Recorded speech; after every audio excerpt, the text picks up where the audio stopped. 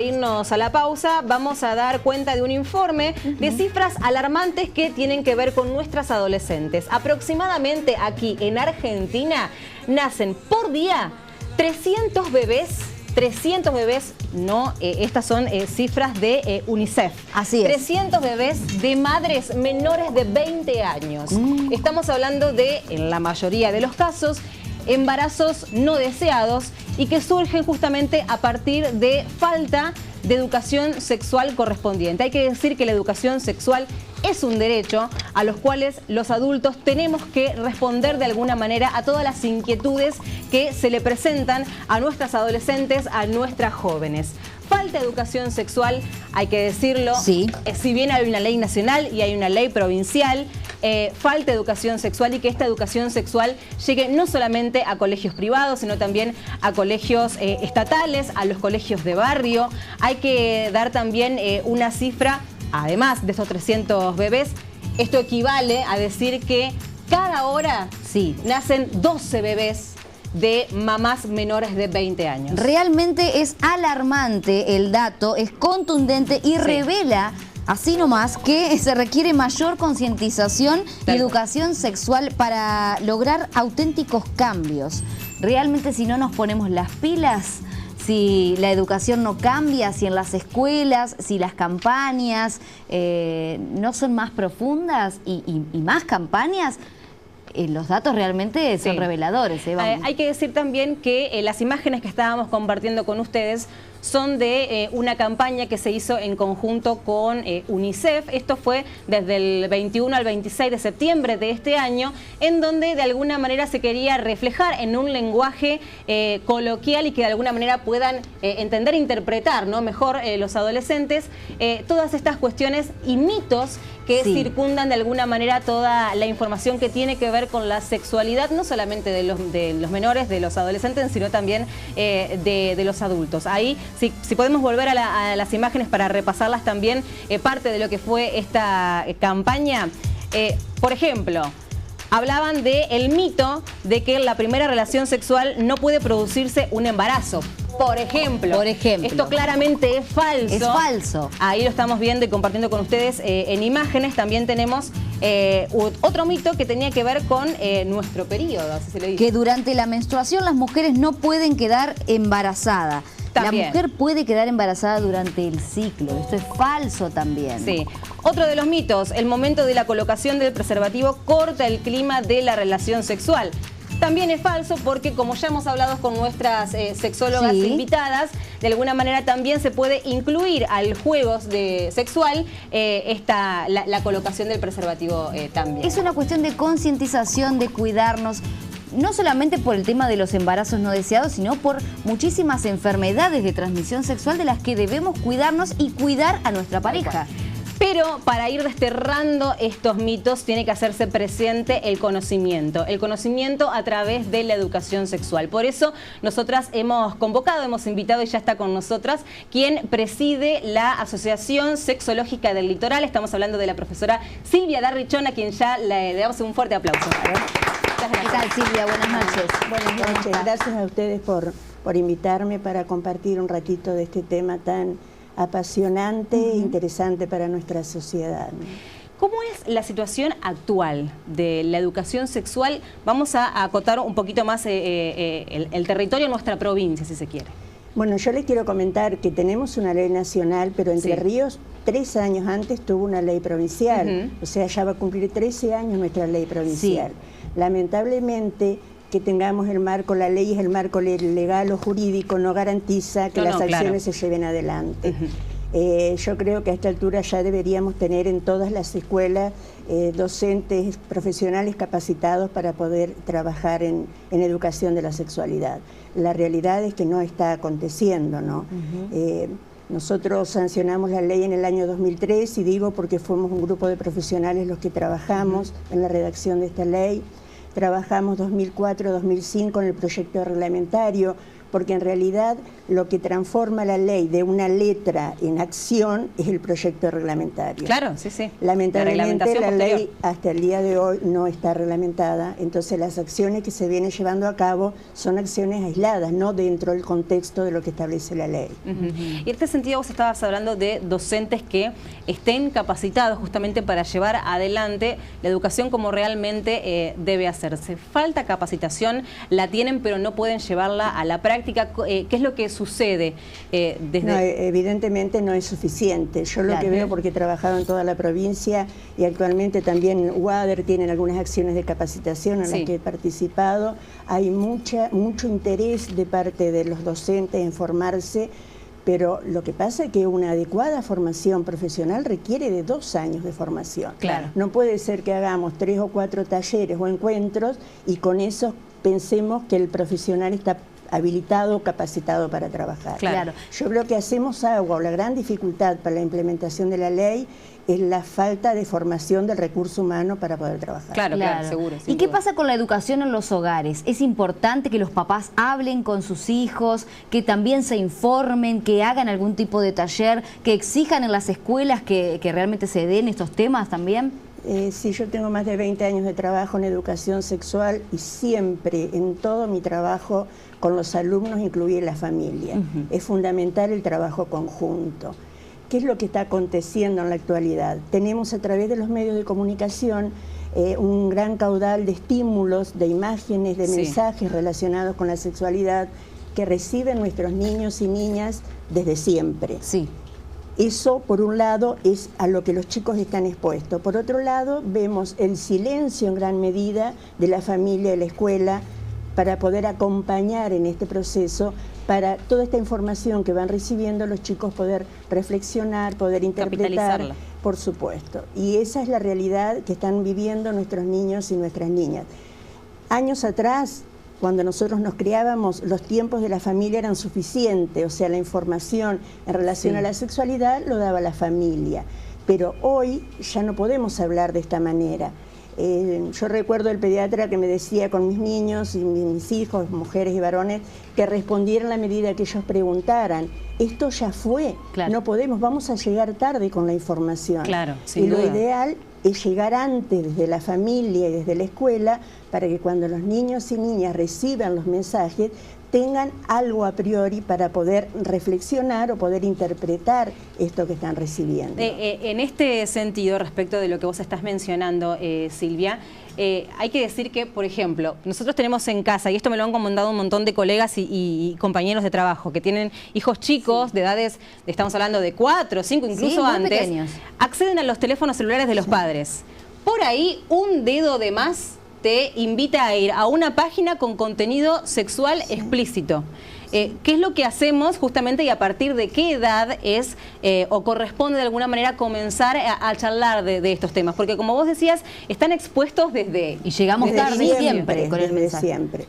En realidad, para que podamos entender esto que pasa con la sexualidad es un aspecto constitutivo de la persona y es maravillosa, no es un problema.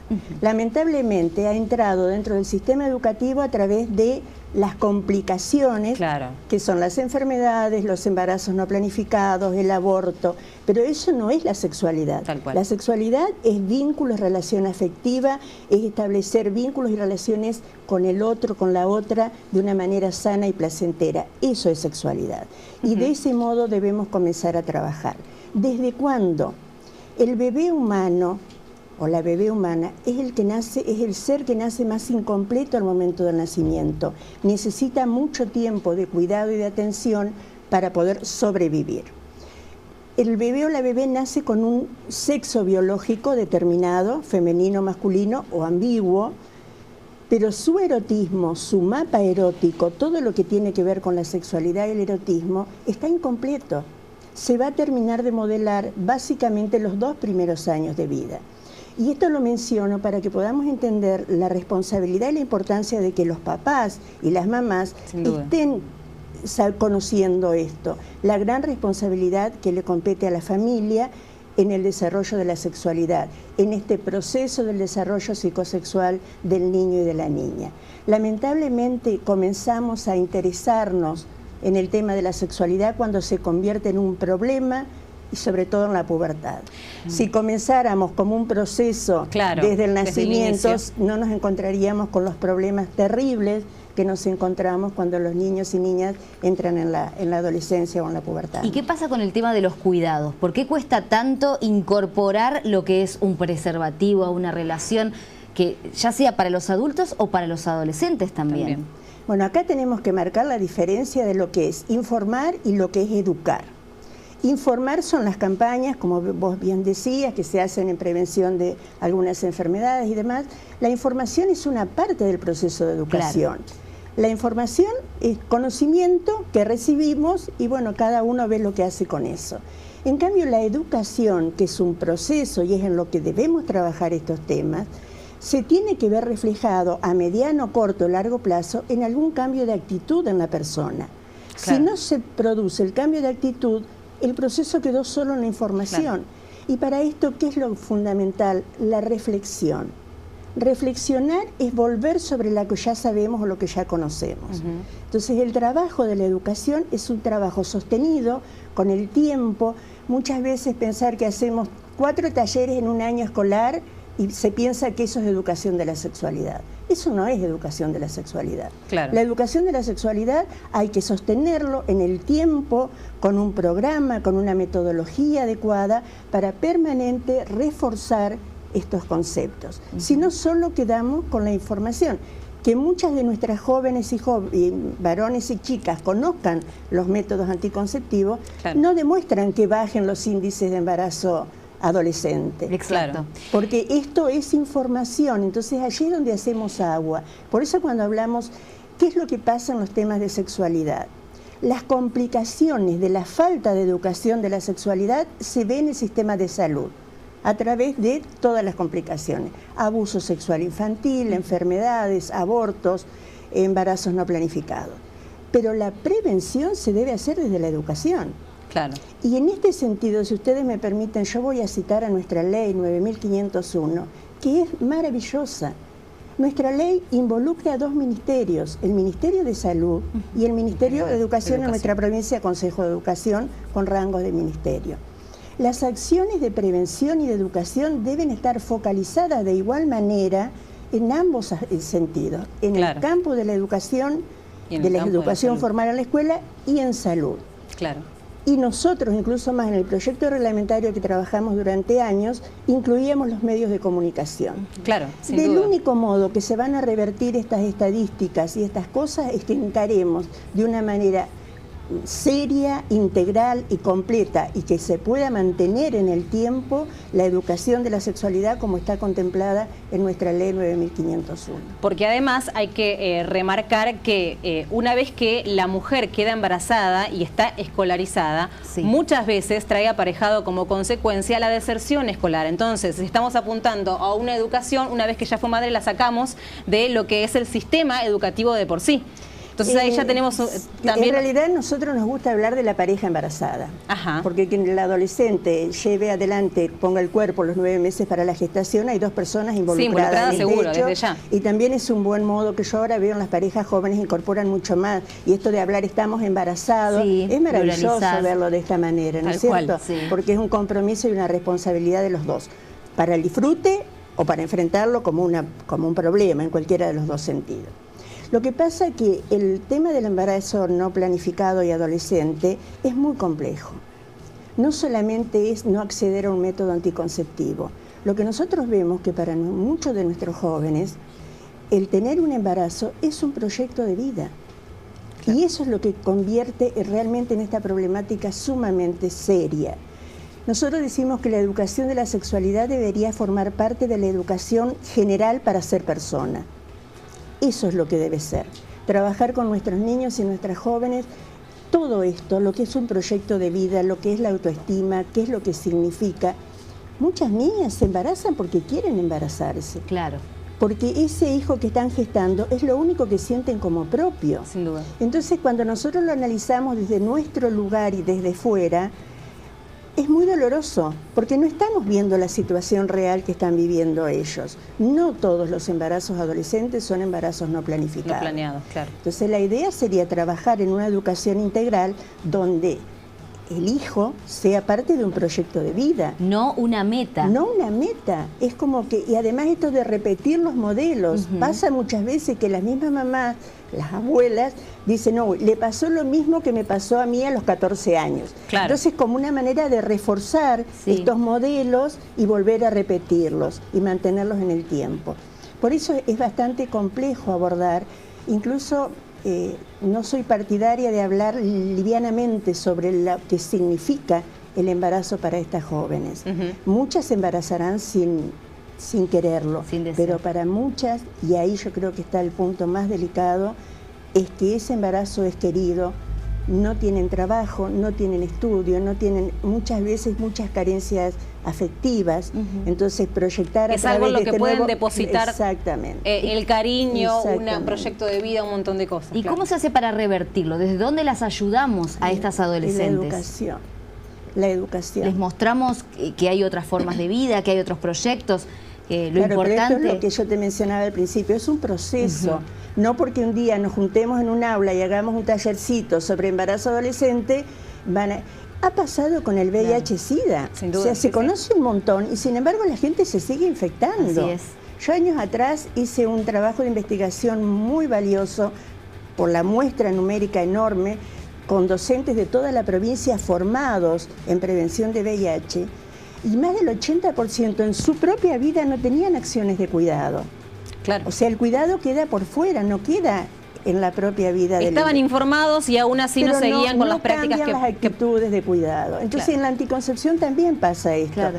O sea, hoy en los sistemas, en el sistema de salud y todo lo que es el programa de salud sexual y reproductiva, tienen los métodos anticonceptivos, lo tienen al alcance de manera gratuita, las jóvenes acceden sin tener que ir con un adulto, que también esto es importante saberlo, pero aún así se siguen embarazando, entonces quiere decir que el problema es bastante más profundo, ¿no?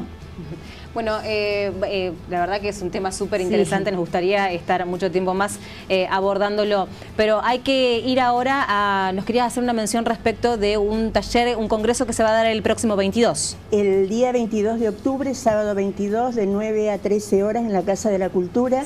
Vamos a tener el enorme placer de contar con la profesora Silvina Peirano. Ella trabaja en sexualidad y discapacidad funcional, como le llamamos, y es una mirada totalmente diferente de lo que es la sexualidad en la discapacidad. Si nosotros consideramos que la sexualidad es placer, es bienestar, es posibilidad de vínculo afectuoso, cariñoso y amoroso con otras personas, esto tiene que ser para todas las personas más allá de la discapacidad. Quiero mencionar, yo he visto en algún material que circula a nivel oficial, por ejemplo, que los niños o las niñas con síndrome de Down son eternos niños. Si tenemos esa mirada, la verdad, es muy difícil poder trabajar el tema de la sexualidad. Entonces, en realidad estamos haciendo este encuentro, nos interesa mucho los profesionales de la salud que puedan participar, pero también lo hacemos extensivo a padres y personas con discapacidad. Una mirada sumamente gratificante, placentera, diferente, tratamos de desmistificar, derribar mitos y prejuicios, que en la sexualidad de por sí está teñida de muchos mitos y prejuicios. En la discapacidad se suma otra cuestión más. Exactamente. Entonces esto es una posibilidad de una mirada diferente. Y una cosita más solo quiero decir, nosotros desde nuestra asociación, desde el año 2004, formamos sexólogos en Paraná. Así que me parece que es un dato importante para que se conozcan.